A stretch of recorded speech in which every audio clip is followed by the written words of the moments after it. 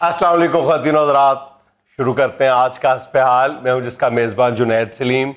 नाज़रीन, आज हमारे साथ मौजूद हैं माजी की चंद यादें ताज़ा करने के लिए हमारी बुजुर्ग ख़वातीन। जी अस्सलाम वालेकुम। अरे वालेकुम अस्सलाम, बेटा क्या हाल है?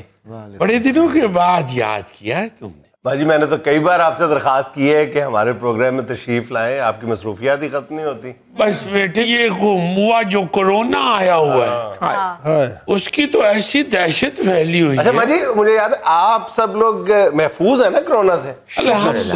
अल्हम्दुलिल्लाह।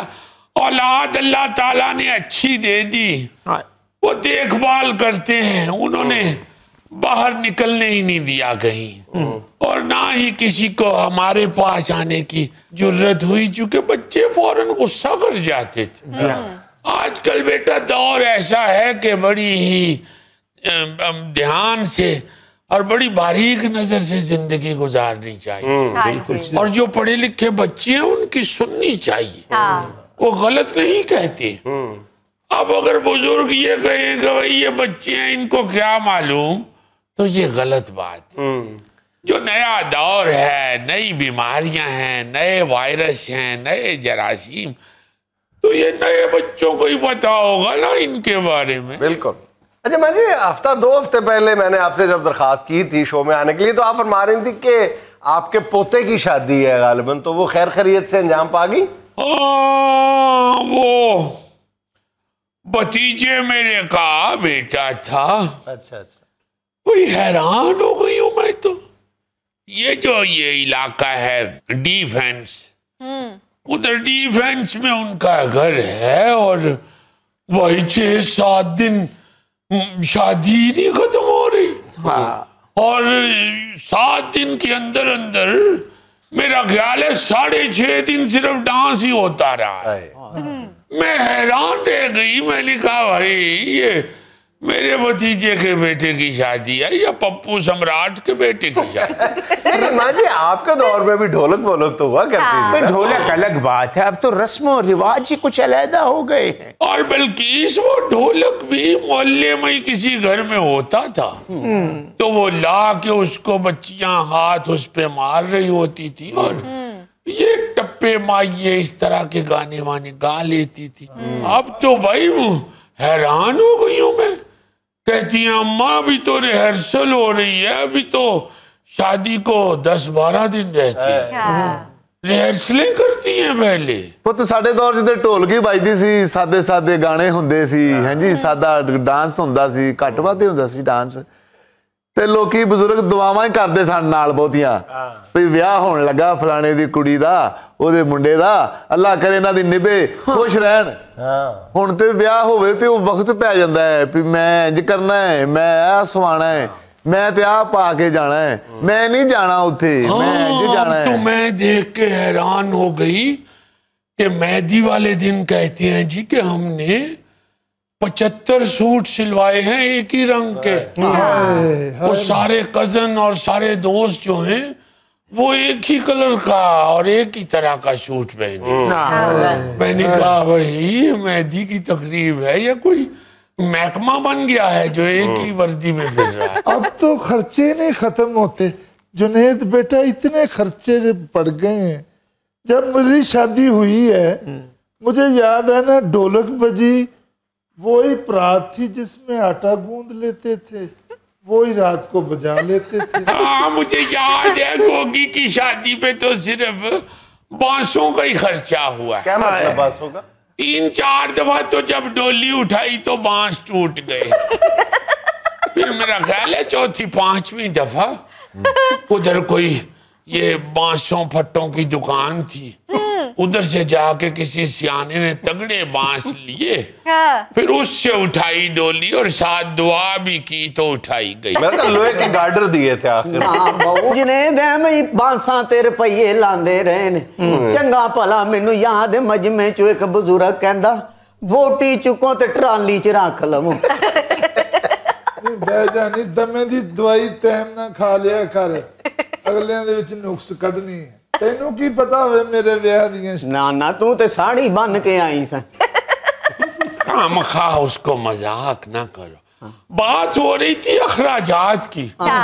भाई देखो, जिसको अल्लाह ने दिया है वो करे जरूर। हाँ जी। मगर ये खाम खा की जो रसूमात बढ़ा ली हुई है ना इन लोगों ने, उससे मैं समझती हूँ सिर्फ पैसे का ही ज़िया नहीं। अम्मा जी, मेरा ख्याल है कि ये नित नई रस्मों को मोहब्बत के इजहार का नाम देना उससे भी बड़ी ज्यादती है। वक्त अलहदा जाया होता है, गरीब आदमी के दिल अलहदा टूट रहे हो।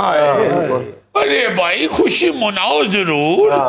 अगर आपके पास इतना ही ज्यादा पैसा है तो वो बांट के खुशी ले लो। किसी की मदद करके जो खुशी मिलती है वो अपने आप पे पैसा खर्च करने से नहीं मिलती। पहले वक्तों में जब सादा तरीके से शादी की जाती थी तो लोग ज्यादा एंजॉय किया करते। मैं कहती हूँ कि क्या बताऊं आपको, मिल बैठ के इस तरह के शुगल, इस तरह की बातें होती थी, इतना प्यार मोहब्बत होता था शादियों के ऊपर। और फिर मैं तो हैरान हो गई हूँ सुन के, भाई लाखों रुपए का दुल्हन का जो है सूट बन रहा है। हमारे जमाने में जुनैद बेटा, पूरी बारात में दुल्हन की एक ही निशानी होती थी, सुर्ख जोड़ा। हाय हाय। और उसकी कीमत नहीं देखी जाती थी, सिर्फ उसके रंग की तरफ ध्यान हो। वो वाला सुर्ख सूट मैंने आज तक संभाल के रखा हुआ है। नहीं दे वो सूट किसे नू, हुण तू केड़ा वो सूट दे च गाना करना है। उसकी इतनी कीमत ही नहीं होती थी, निशानी के तौर पे। और फिर जुनैद वही सूट प्यार बढ़ाने के लिए, अपनाइयत बताने के लिए और एक नस्ल से दूसरी नस्ल तक एक राब्ता रखने के लिए हम लोगों ने अपने सूट फिर बहुओं को पहना और फिर हमारी बहुओं ने आगे अपनी बच्चियों को पहना। बात ये है कि ये पैसा लगाने से खुशियां नहीं मिलती, खुशियां तो दिल से हासिल की जाती है। आंटी गोगी ने तो अपना सुर्ख सूट जो है वो काट के सारे मोहल्ले के सूट बना दिए थे। नहीं, इसके तो मेरा ख्याल है सूट की बाद में कनोपी बनवा ली थी। ਹੁਣ ਤੇ ਬਹੁ ਜੁਨੇਦ ਪਤਾ ਨਹੀਂ ਕਿਹੜੀਆਂ ਕਿਹੜੀਆਂ ਰਸਮਾਂ ਨਿਕਲ ਆਈਆਂ ਨੇ। ਇਹ ਵਹੁਟੀ ਦੇ ਕੋਲੋਂ ਪਿੱਛੇ ਚੌਲ ਸਟਾਉਂਦੇ ਨੇ। ਇਹ ਗੋਗੀ ਦੀ ਭਤੀਜੀ ਦਾ ਵਿਆਹ ਤੇ ਪਿੱਛੇ ਗੋਗੀ ਖਲੋਤੀ ਸੀ। ਉਹ ਵਹੁਟੀ ਨੇ ਪਿੱਛੇ ਚੌਲ ਸੁੱਟੇ ਤੇ ਗੋਗੀ ਗਾਲਾਂ ਕੱਢਣ ਲੱਗ ਗਈ। ਕਿਉਂ? ਕਹਿੰਦੀ ਉੱਤੇ ਦਾਲ ਕਿੰਨੇ ਪਾਣੀ ਸੀ। बस गैरों की रस्में हमारे अंदर घुस आई। सही कहनी है भैन। भाई देखो, खुदा के वास्ते कुछ अक्ल करो। जो रस्मों रवाज हमारे हैं, हम नहीं कहते कि वो नहीं करने चाहिए, पूरे जरूर करें।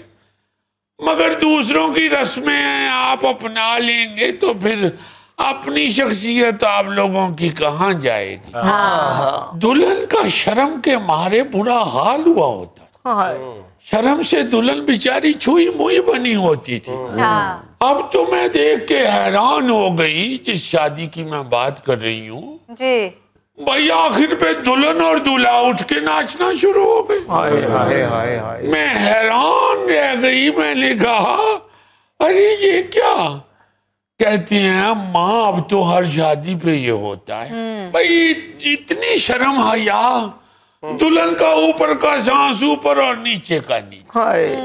उसके तो मुंह से वो 3 लफ्ज कबूल है बड़ी मुश्किल से निकलता है। कदम उठाने की जरूरत नहीं थी होती दुल्हन की। मामू या ताया या चाचू उठा के बच्ची को, दुल्हन को डोली में बिठाते थे। याद है मुझे अच्छी तरह, जब ये खुर्शीद की शादी हुई है तो इसका मामू इसको जब अंदर से उठा के लाया डोली में बिठाने के लिए, तो दूल्हे का बाप बोलना शुरू हो गया। उसने कहा भाई हमने जाना है, दुल्हन लेके आओ, आप अंदर से सामान उठा के ला रहे। और तो फिर इसके मामू ने थोड़ा सा दुपट्टा ऊपर करके दिखाया, भाई लड़की है। नहीं सफिया, मैनू याद है जो मैं दुल्हन बनी सा, मैनू डोली ते जो बिठाने लगे ने, मैं अड्डियां रगड़न लग पई सा। नहीं मैंने नहीं जाना, मैंने नहीं जाना। नहीं तू ते तां रोंदी से ना, बेचारी ऊंची ऊंची आंखें, बाबला इन्होंने मेरी रोटी पूरी नहीं कर सकती।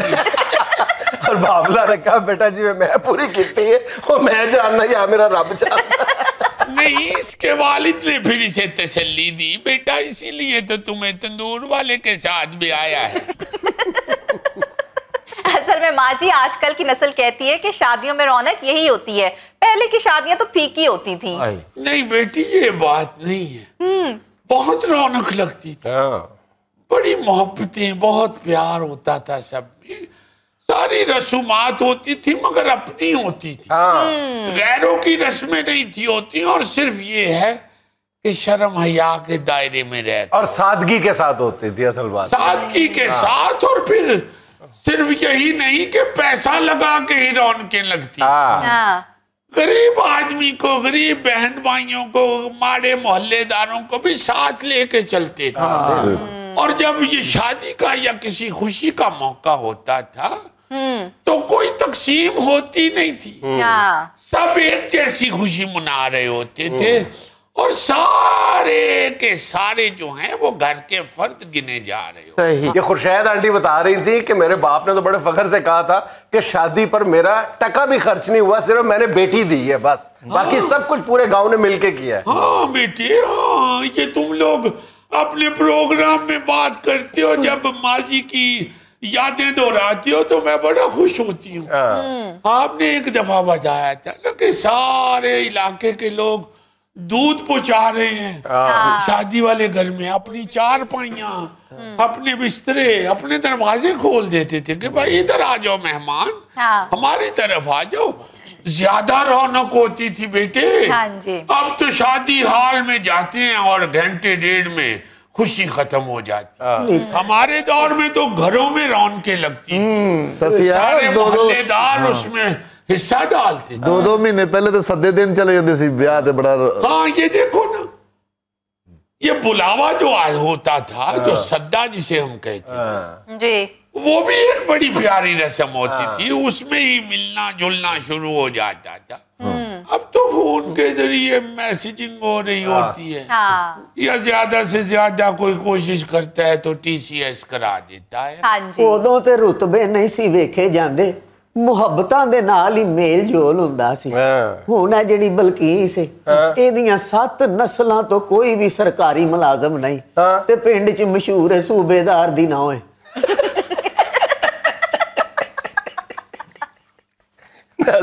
यहाँ पे लेना एक छोटा सा वक्फा, हमारे साथ रहिएगा।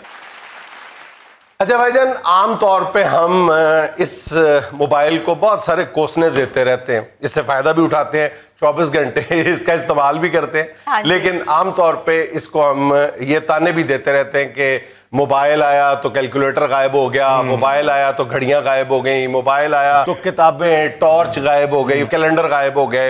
और वाकई हो भी गए जब से इस एक गैजेट के अंदर सारी फैसिलिटीज आ गई, लेकिन एक मामले की तरफ बहुत कम लोगों का ध्यान जाता है, वो ये कि जब से मोबाइल आए बच्चों के खिलौने खत्म हो गए। आप कभी गौर करें, हम कुछ अर्सा पहले तक ये रोना रोते थे कि जनाब देसी खिलौने खत्म हो गए, ये जो हमारे घुघू घोड़े होते थे और वो लकड़ी की एक बनी होती थी, ट्रॉली सी बनी होती थी, इस तरह के छोटे छोटे जो देसी खिलौने थे, पे खड़ा हुआ तूड़ी का घोड़ा, हाँ, इससे मुख्तलिफ चीज थी, वो गुड्डे गुड़ियों और ये सारा कुछ खत्म हो गई जो रुई से बनाए जाते थे कपड़े से, और बाकी वो हमारी सकाफत का मजहर भी होते थे बहुत हद तक। उसके बाद मॉडर्न खिलौने आ गए, चीन के खिलौने आ गए, इंपोर्टेड खिलौने आ गए, उनका बिजनेस बड़ा बूम पे चला गया। बड़े बड़े आप स्टोर्स में देखते थे, पूरा पूरा एक फ्लोर जो है वो खिलौनों का फ्लोर होता था, बच्चे जिद करके वहां जाते थे। वहां हमारी चीजें, सकाफती चीजें जिनका हम जिक्र कर रहे हैं, वो तो नहीं मिलती थी। लेकिन अब रोना ये है कि देसी खिलौने तो एक तरफ, विलायती खिलौने भी खत्म हो गए। हाँ जी, हाँ जी, विलायती खिलौने भी रेडियो पे आ गए थे गलियों में। जब चाइना बहादुर ने सुने ना छटा लाया, तो खिलौने वो अपना गलियों में बिकने शुरू हो गए थे, प्लास्टिक के भी, और कुछ चाइना से वो याद है एक सिल्वर कलर की एक वो पिस्टल नुमा चीज आया करती थी, जो इनमें कॉर्क होता था, वो अक्सर मतलब चलती नहीं चलती थी, लेकिन आपका हाथ यहाँ से जरूर जख्मी कर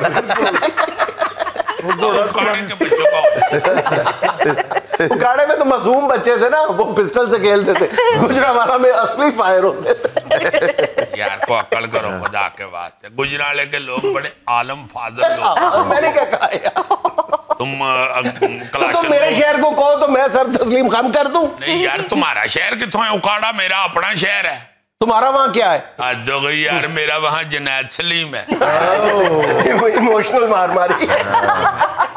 नहीं यार, वहाँ पे बहुत बहुत बड़े लोग हुए हैं, ये ना बात करो। वैसे सारे हमारे पाकिस्तान के शहरों में किसी शहर पे भी हाथ रखो। कसूर में मैं जब देखता हूँ तो आप देखो ना जरा, बुल्ले शाह का तो वो शहर है ही, मगर आज के दौर के भी देखो, बड़े गुलाम अली खान, मैडम नूर जहान, ज़िया मुहय्युद्दीन साहब, बहुत बहुत बड़े लोग जो हैं हर शहर में पाए जाते हैं। जिस तरह गुजरांवाला यार ये कह लो तो सत्य खैर अजीजी तो गुजरांवाले ऐसा छाया हुआ है, ब्रिज के इधर भी अजीजी, ब्रिज के इधर भी अजीजी। बस ये कि मिट्टी का टाए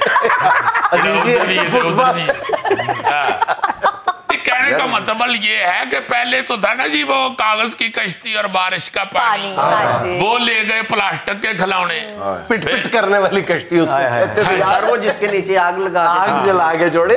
मैंने जब ये सोचा, मैंने कहा यार खिलौने किधर गायब हो गए। आप बड़े स्टोर्स पे जाएं, वहां पे अभी भी कुछ स्टोर्स पे एक फ्लोर या वो फ्लोर का साइज छोटा हो गया, लेकिन वहां पे बच्चे नजर नहीं आते, रश नजर नहीं आता। पहले सबसे ज्यादा रश जो है वो बच्चों के जो खिलौने उस फ्लोर पे हुआ करता था। अब दुकानें खत्म हो गई, बच्चों के खिलौनों की दुकानें सिमट गई हैं। अच्छा, मैंने जब ये सोचा, मैंने कहा यार वाकई ये मेरा सिर्फ एहसास है या एक्चुअली भी ये हुआ है? तो फिर मैंने जरा पता कराया तो पता ये चला कि सन 2000 से लेकर आज तक 2020-21 तक जो है, ये जो खिलौनों की सनत है, इसका वॉल्यूम जो है वो श्रिंक होके सिमट कर निस्फ रह गया और हर साल 4% के हिसाब से इसका वॉल्यूम कम होता जा रहा है। ये कुछ अर्सा पहले मुकेश अंबानी ने, दुनिया की सबसे बड़ी जो टॉय शॉप थी, जो टॉय इंडस्ट्री की लीडिंग फर्म थी, उसको खरीदने के लिए जब उसने ये ऐलान किया था, उस वक्त लोगों ने बड़ी ये खुशगुमानी का इजहार किया था कि इतना बड़ा इंडस्ट्रियलिस्ट आ गया तो अब जो टॉय इंडस्ट्री है ये रिवाइव कर जाएगी, लेकिन ऐसा कुछ भी नहीं हुआ। और हाँ जी, खिलौनों से तो मुझे याद है कि इतनी मोहब्बत यार, ये मोहम्मद कवि खान साहब के घर आप जाए ना जी, तो वो उन्होंने अपने छोटे अम्मा जी ने अपने बच्चों के बचपन के खिलौने, इतनी बड़ी वो बाल्टी भरी हुई आज भी रखी हुई। इस तरह लोग बाकायदा याददाश्त के तौर पे, सुवेनियर के तौर पे बच्चों की चीजें रखा करते थे और उसमें खास तौर पे खिलौने होते थे। अब तो बच्चे को कहे ना बेटे खिलौना लेना, तो कहते नहीं अब्बू तुझसे ले लो। हाँ, अच्छा आप याद करें कि पहले जब किसी बच्चे की सालगिरह वगैरह होती थी तो सोचना ही पड़ता था, खवातीन के बारे में भी नहीं सोचना पड़ता था और बच्चों की सालगिरह तब भी नहीं सोचना पड़ता था। मर्दों की दफा सोचना पड़ता है कि यार एक शर्ट ही है या टाई है वो दी जा सकती है, लेकिन बच्चों को लामाला ये खिलौना दे दिया जाए, डिंकी दे दी जाए, फलां चीज दे दी जाए। सॉरी, वैसे एक खिलौना चल रहा है, एक खिलौना चल रहा है आजकल, बड़ा दुख होता है मुझे, वो है पिस्टल। हाँ, ये भी है ना कि वो पता नहीं क्या हो गया है, बच्चों को बच्चे जो देखते हैं वही आजकल करते हैं, हर बच्चा पिशू पिशू पिशू कर रहा है। अच्छा, अब देख ले, अब सालगिरह पे भी बच्चे की है बड़े की है, जो आपका तोहफा ज़हन में आता है वो यही है कि कोई गैजेट दे दिया जाए, कोई मतलब लैपटॉप दे दिया जाए, ये मोबाइल दे दिया जाए। और बच्चा 1 साल अभी फलांगता नहीं है तो मोबाइल की जिद, बोलना आता नहीं है, मोबाइल की जिद करने लग गया। यार असल में तुमने बच्चे चौड़ कर लिए हुए, उनको कहा करो कि जिस तरह चाचू हैं तुम्हारे, भाई बड़ा कह लो, उनसे कहा करो जिस तरह तुम्हारा बड़ा भाई अजीजी है, वो फोन नहीं इस्तेमाल करता इतना, उस तरह रहा करो। मैंने बच्चे चौड़ कर लिए, घर जाते हैं तो हमसे टाइम दे कहते बाबा ये घर आने का वक्त है। ये तो उसकी म्याना रवि है। ध्यान रखना अब्बा टाइम पे आए तो टाइम पे जाए। देखो न्यू खान थे अब्बा, ये हमेशा टाइम पे आने चाहिए। वैसे सर एक बात है कि खिलौनों से बच्चों की तरबियत बड़ी होती थी। हाँ जी, बहुत सारी चीजें जो हैं वो बच्चों को खिलौनों के जरिए इल्म हो जाता, सिखाई जाती थी। सर खिलौनों का बड़ा असर पड़ता था बच्चों पे। ये देखे ना जुल्फी, आज भी ब्रीक लाटू की तरह मुंह है यार। डॉल जो होती थी बेटियों के लिए, अब तो वो भी नजर बिल्कुल घरों में नहीं रही, वरना बेटी जो है खास तौर पे वो थोड़ी सी बड़ी होती थी ना, साल 1.5-2 साल की, तो लाजमन उसके लिए गुड़िया लेके बच्चों का खिलौना होता था। तुम्हें याद होगा मैकेनो, जिसमें वो मैकेनिक्स बच्चों को सिखाई जाती थी। वो पेचकस भी होता था और लोहे की मुख्तलिफ पत्रियां होती थी, उससे सिखाते थे कि ये चीज बनती, मुख्तलिफ चीजें शक्लें उससे बनती थी। वो उससे ट्रेनिंग लेके बच्चे अजीजी बनते थे, घर के सारे काम खुद करने की उनको आदत पड़ती थी और खुद ही कर लेते थे, एंकरों की तरह कोट खा के नहीं थे करते। नाज़रीन यहाँ मजबूरन हमें लेना एक छोटा सा वक्फा, हमारे साथ रहिए। मेरे ख्यालों पे छाई है एक सूरत मतवाली सी, नाजुक सी शर्मीली सी, मासूम सी भोली भाली सी, रहती है वो दूर कहीं, अता पता मालूम नहीं। Kuku Corina, Kuku Corina, Kuku Corina, Kuku Corina. क्यों जी, माँ सिवाय चीखो पुकार के आपकी समात ने कुछ महसूस किया? देखिए उस्ताद मोहतरम, आप इसको चीखो पुकार कह रहे हैं ना, हमारी एज ग्रुप के लड़के तो बहुत पसंद करते हैं। Thank you. मैं माफी चाहता हूँ, आपकी एज ग्रुप के जो लोग हैं। उस्ताद मोहतरम देखिए, बात का रुख उधर ही रखिएगा, इस तरफ ना आइएगा प्लीज। नहीं, कुछ कहने तो दीजिए।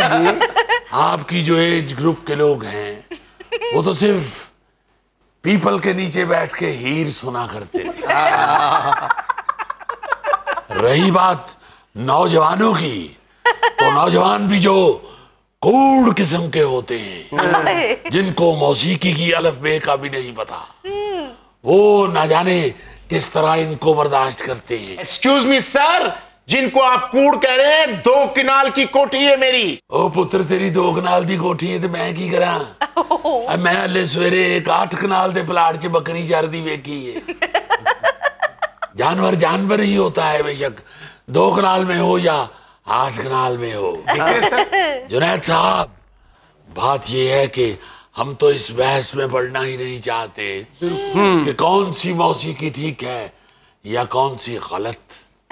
क्योंकि हम तो जानते हैं कि जो रूट्स हैं, जो जड़ें हैं, वो तो क्लासिकी मौसीकी ही होती है। अरे देखिए साहब, सुभान अल्लाह। फोक वाले कहते हैं कि हम असल में रूट्स है, वो कहते हैं हमारे हाथ में पकड़ा हुआ जो चिमटा है, ये जितने भी मौसीकी के हालात है उनकी माँ है। अल्लाह ताड़ी खैर करे। ये गल हकीकत जे, ये पुराना साजिया सारे नालों हाथ ते बाहर कढ लो, वैक्सीन लवाउण आए हो। ओ बेटा, यो ही चिमटा खो के दे लक च मार ते फिर इन्हू पुछ कि पुत्र वजाण वाली चीज है कि घर चूल्हे कोल रखण वाली चीज है। और बाबा जी, वो छोटा हुंदा चूल्हे कोल वजाण वाला, जे मेरे उस्ताद दी छां च गुस्ताखी ना करियो ना, ते हर चीज नू वड्डा करके तुसी वजाण लग पैंदे हो। एडा ही पुत्र तेनू शौक है ते बेलना वड्डा करके भी वजाण लग पिया। कल नू को आके उस्ताद होरां दे सिर ते शुरू हो जावे। क्या कहने जुनैद मियां, बात ये कर रहे थे कि हम तो इस बहस में पढ़ते ही नहीं है, हम तो अपनी मुश्किलात को आगाह से आगाह वाला आप ये बात तस्लीम कर लें कि ये बहस बनती नहीं है। हर जो मौसीकी की किस्म है, जो सिन्फ है, वो अपनी अपनी खूबसूरती, अपना अपना आहंग लिए हुए है। बहरहाल बेटे, इस वक्त हम इस बहस में पढ़ना ही नहीं चाहते, चूंकि आपके दरबार में हम पेश हुए हैं और मसाइल भी कुछ ऐसे दरपेश हैं कि आपकी खुशनुदी चाहिए, आपकी मोहब्बत चाहिए, आपके जेरे साया रह के ही वो मसाइल हमारे हल हो सकते। बाबू जी, इन्हें दी गल्लां सुनियां, इन्हां नूं बोलदे वेख के लगदा असीं भी दवाई लैण आए हैं। खुदा दा वास्ता कोई मसीकी बात तुसीं बुलाउंदे ते बाबे हुणे अपने दुख कढ लैंदे। चले चले आप शुरू हो जाए, आज आप शुरू हो जाए। अच्छा जी, सुना दे आ गई साडी बारी, पहलो आ गई। बाबू जी, इधर आओ, अल्लाह खैर करे ताड़ी। चंद्र आसमान ना होवे, लाई लग ना होवे, गलवा असली कराया देना ओ सानू कौन तू कंडलवा। चंद्र आसमान ना होवे, लाई लग ना होवे, गलवा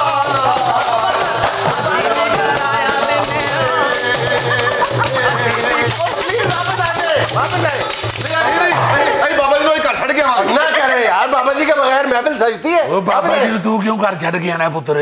ए चिमटा के रक्षा है तेरे को ले। ओ जा मेरे मगरो ला जा, मगरो ला जा, मगरो ला जा। बाबा तू रेड़ा, मगरो ला जा, मगरो ला जा। तशरीफ लाए ना कौन देना, किसी को कौन देते बाबू जी। अच्छा, आप थोड़ा सा ना ये चिमटा बजाते हुए ख्याल रखा करें कि अपने शागिर्द की तरफ इसका मुंह ना किया करे। खुदा न खासा किसी दिन इसका मुंह चिमटे में आ गया ना, तो इसका हाल वो होना है जो 5 पैसे का सिक्का पटड़ी पे नहीं रख देते तो ट्रेन गुजर जाती थी, वैसा हो जाना इसका मुंह। ओ पुत्र, बजा पुत्र बजा, पढ़े लिखे लोग लंबी जुगत करते। बजा बेटे अगर यही कुछ होना है तो फिर हमें इजाजत दे दी। नहीं आप फरमाए ना, आप मौसीकी की बात कर रहे थे, आपको ये मौसीकी गवारा क्यों नहीं है? बेटा मौसीकी हो तो गवारा हो ना, मौसीकी तो है ही नहीं, सिर्फ शोर शराबा है। देखिए अल्लाह के फजल से फोक तो तोफैल नियाजी साहब ने भी गाया, मगर लय सुर का और राग का ख्याल रखा। अरे आप दिए खासा सुभान अल्लाह, क्या बात है। सिर्फ चीखो पुकार तो हम डाइजेस्ट नहीं कर सकते ना। हाँ साहब तानू लगदी है चीको पुकार, मेरे उस्ताद ने चीको पुकार तो 7 कनाल दी कोठी बना ली है। ओ पुत्र ओ कूड़ा, ओए बिलावल ओ 100 कनाल दा जरदारी चिमटा बजांदा है। कैसे कूड़ हो तुम? गल्ला ही सीखी है तुहां, गाना भी सीख लेना सी कितों। देखिए जुनैद मियां, बात ये है कि हम तो जो अपनी बात करने आए हैं वो अगर आप सुनना चाहते हैं तो हम सुनाएंगे। फरमाइए फरमाइए, बताइए। उस्ताद मोहतरम को गैस्ट्रो हो गया है। देखा ना, सबसे अहम बात की ना, सबके मुंह खुले के खुले रह गए। वो कैसे गैस्ट्रो? दरवाजे जाता आ गया बेटे। कैसे कैसे उस्ताद मोहतरम को कैसे होना है? खाबे की वजह से, ना मिलने की, बेटे ज्यादा खा लेने की वजह से। लोग खुश खुराक होते हैं ना, उस्ताद मोहतरम खुद कुछ खुराक है। इन्होंने खुराक की वजह से अपना मैदा तबाह बर्बाद कर दिया है। अब बात कहने वाली ये है, जब उस्ताद जी को गैस्ट्रो हुआ तो थाने इतला दी थी। तुम थाने का लिए इतला देनी है, हाथों को तेरे लिए। उस्ताद बातें जी पाट गया तो की बनेगा है? नहीं वो दोनों को, उस्ताद जी को भी गैस्ट्रो हुआ, उनके सितार को भी हुआ। अब बात ये है बेटा कि गैस्ट्रो हो गया तो डॉक्टर के पास गए थे, उसी ने बताया गैस्ट्रो हो गया है। अच्छा, तो फिर इलाज मुआवजे के लिए उसने 25,000 मांग लिए थे। अब कोई पैसों का तकाजा नहीं कर रहे। जाहिर है मैंने देने भी नहीं। हाँ, नहीं, वो तो शक्ल से नजर आ रहा है कूड़। इतना चिट्टा पुत्र कूड़ ही हो सकता है। बात समझने वाली है यार, अगर समझ जाओ तो। नहीं बेहतियाती उन्होंने खुद की है, खाया पिया उन्होंने है, गैस्ट्रो उनको हुआ है, पैसे मैं क्यों दूं? बेटे वो आपको भी हो सकता है। ये आप मुझे बददुआ दे रहे? बददुआ नहीं दे रहे बेटा, समझाने की कोशिश कर रहे हैं कि किसी दूसरे को हो तो उसकी मदद करनी चाहिए, वरना खुद को भी हो जाता है। एक गैस्ट्रो और एक टाइफाइड किसी वक्त भी हो जाता है, इसका पता नहीं चलता और लेट पता चलता है। इसलिए बेटे तकाजा नहीं कर रहे, इत्तला दे रहे हैं कि उस्ताद मोहतरम को गैस्ट्रो हो गया और ये मुल्क का सरमाया है और इस हुकूमत का तो माटो है सरमाया सेव करना। नहीं वो ठीक है, मुझे बताएं बाकियों का तो हेल्थ कार्ड बनता है ना, इनका हेल्थ चार्ट बना हुआ, हेल्थ चार्ट बना हुआ है आपका। अब बातें करोगे या सासा बचाओगे? और बेटे ये हमारा तो कुल सासा यही है, हमारा सरमाया है, इनको बचा लो बेटे। हाँ हम तकाजा नहीं कर रहे। तो आप अपना गुर्दा बेच के बचा ले, मैं हमारा क्या ताल्लुक है? आपके उस्ताद हैं, आपका फर्ज बनता है उनको बचाना। आपका सासा तो शो करें। अगर आपने इसी तरह इस सासे का हंसी मजाक और ठट्ठा ही लगाना है तो फिर हम कुदरत का लिखा कबूल कर लेते हैं। ठीक है फिर इसी तरह ही ठीक है। ਇਹੋ ਜਿਹਾ ਸਾਸਾ ਹੁੰਦਾ ਨਾ ਜਿਹਦੇ ਮੁਤਲਕ ਅਮਰੀਕਾ ਤੋਂ ਹੀ ਬੱਚੇ ਕਹਿ ਦਿੰਦੇ ਨੇ ਗਰੀਬਾਂ 'ਚ ਵੰਡ ਦਿਓ ਸਾਨੂੰ ਨਹੀਂ ਚਾਹੀਦਾ। ਇਹ ਜਿੰਨੀ ਸਾਡੀ ਅਮਰੀਕਾ ਤੋਂ ਇੱਥੇ ਆਉਣ ਦੀ ਟਿਕਟ ਲੱਗਣੀ ਉਹਨੇ ਦਾ ਕੋਈ ਸਾਸਾ नहीं। खुदा का नाम ले, हमसे पूछ के देखें उनकी कदर कीमत कितनी है। देखिए आए हैं ना डगर पे, उनके एक साज पे लाखों रुपए कुर्बान। आपके भाई कहाँ से लाखों आएंगे? अरे भाई अभी हमने तो पान की दुकान वाले का 8,000 रुपया देना है। याशिया देखें, यानी आपकी जेब में पैसे नहीं है और 8,000 के पान दाड़ गए। ये 1.5 साल का बिल है। अभी आते हुए हमने उसे कहा कि 2 पान बांध दीजिए, चैनल से होके आते हैं तो आपको आपका बिल अदा कर देंगे। उसने गुस्से में वो जिस छन्ने में पान भिगोए होते हैं उसमें से पानी निकाल के तो हमारे ऊपर फेंक दिया। तो चैनल से वापस पे गए, चैनल पे एटीएम लगी हुई। बेटे हम तो आपको अपना जहांगीर तरीन ही समझते हैं। वाह बाबूजी इन्होंने जेब 'ਚ पैसे होण भी ना फिर भी उधारे लेंदे ने। हमारी दर्दमंदाना अपील पे कुछ तो गौर कीजिए, कुछ तो अनायत कीजिए। मैं एक नुस्खा अनायत कर देता हूँ, उस्ताद मोहतरम को काला नमक चिटाएं, ठीक हो जाएंगे। बेटे उस्ताद मोहतरम कोई साहिवाल की गाय नहीं है। बेटे ये माशाल्लाह उस्ताद हैं, सरमाया है मुल्क का। आपका दुनिया में नाम बना रहे हैं। कुछ तो अनायत कीजिए, मौला ने बहुत देना है। अल्लाह ने करम कर देने और जहाज भी आने वाला है आपके पास। हमने ख्वाब देखा है, ख्वाब क्या आपने वो तार वाला जहाज ऐसे उड़ाया है तो वो उड़ता हुआ हमारे सेन में गिरा है तो वो बड़ा जहाज बन गया है, बड़ा जहाज। ये भी आपका 25,000 जब हमारी जेब में गिरना है तो उसका 1 अरब बन जाना है। अभी किराया नहीं डाल रहे, 25,000 वो ये जो डॉक्टर को देना है। तो आपको मालूम है कि ऊपर में तो पूरे नहीं आते, इसलिए बड़ी गाड़ी ही करानी पड़ती है। तो कम से कम 3-4 हजार उसका भी लगेगा। और फिर अगर अस्पताल में दाखिल हो गए तो वहां पे खाने पीने का और दवाइयों का बिल भी बहुत बढ़ जाता है। ओए ते खर्चा बढ़ता ही जा रहा है। इलाज नूं रहन दो, उस्ताद जी नूं गोली मार दो। खुदा का नाम ले, यानी सकावत का गला अपने हाथों से घोंट दे। गला घुटना किथे, मैं तो गोली मारना कह रहे हैं। मुझे लेना एक छोटा सा वक्फा, हमारे साथ रहिए। नाज़रीन आज एक मरतबा फिर हमारी महफिल में मौजूद है हमारी माशरती बेहिसी पर अपने मखसूस अंदाज में बयान करता हुआ हमारा लाडला फीका। और ठहर जाओ, खारिश करता हुआ कहो। ये क्या हो गया? उधर बैठ कर तो इसने क्या थी कि गाछ पे बैठ जाओ। यार कोई जानवर लग गया तुम्हें? गाछ लड़ रही है। लड़ रही है? प्रोग्राम छोड़ो। जरासीम होते हैं। अस्सलाम वालेकुम। वालेकुम सलाम, क्या हाल है? मैं ठीक हूँ, आपका क्या हाल है? मैं भी अल्हम्दुलिल्लाह बिल्कुल तुसी तो ठीक ही हो, तुहानू की होना है? अमीर आदमी तो ठीक ही हुंदा है। बिल्कुल। तो अब्बा कह रहा थी कि अपने दोस्त को कहो कि नागड़ी बांधी कोई यूनियन है, नागड़ी पाने कट्ठिया होके किधरे जुलूस कढ़ना है। सरकारी मुलाजम भी जुलूस कढ़ लेंदे ने, स्टूडेंट भी कढ़ लेंदे ने, तो वापडा वाले भी कढ़ लेंदे ने। तो गरीब दी ते कोई यूनियन ही नहीं ते ना कट्ठे होंदे ने ते जुलूस भी नहीं कढ़दे। ते फिर इन्हां दा डौला किन्ने पाना है? हुण फिर कीमत बढ़ गई है पेट्रोल की, बिजली भी चलो जी महंगी हो गई है। तो अब्बा कह रहा ठीक है जाके आखो कि गरीब नू जी इस मुल्क चो कट छो, ना होएगा गरीब ते ना सुनोगे रोना। तो भाई पीके पेट्रोल महंगा हो गया तो तू की करना पेट्रोल महंगे नू है? उत्ते रोड के अग लानी है।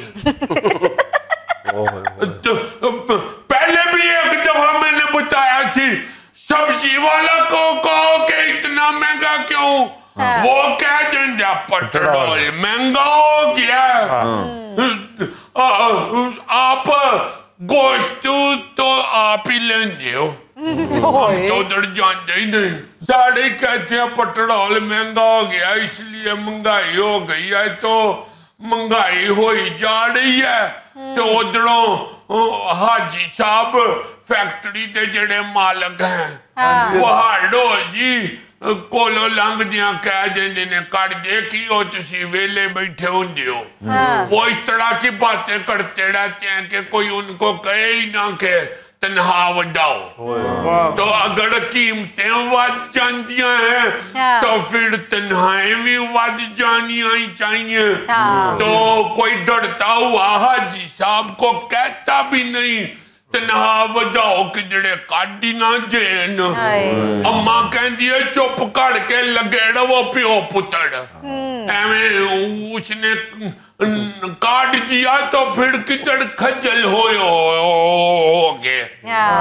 बिल्कुल। तो ना उनको कोई कहते